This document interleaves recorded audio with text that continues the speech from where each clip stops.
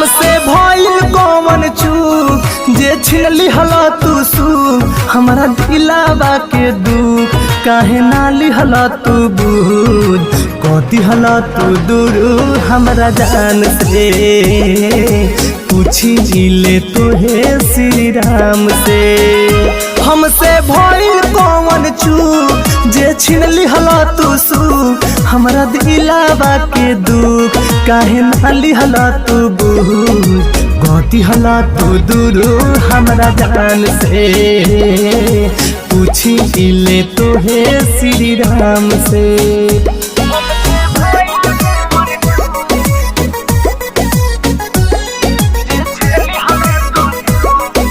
Bombay digital recording studio Chhapra.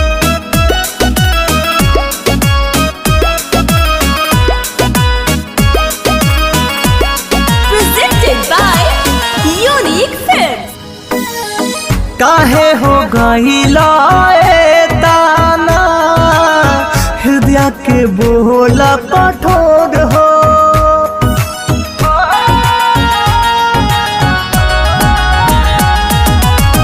काहे हो गइला दाना हृदय के बोला कठोर हो हंसत खेलत जखिया में दे दिहला काहे हमरा लोड हो तोहरे चलते दिहली हमर हाथवा छूट हमरा धैले बाबे हूँ नहीं लागो तबे भू अब तो हो बाड़ी खूब अपना पिया संगे खूब को दिहला तू दूर हमरा जान से पूछी ले तोहे श्री राम से।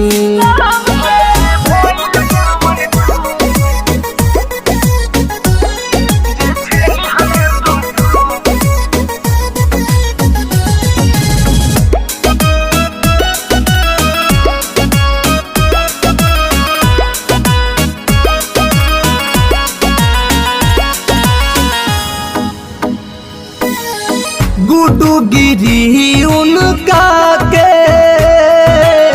मानत रहले खास हो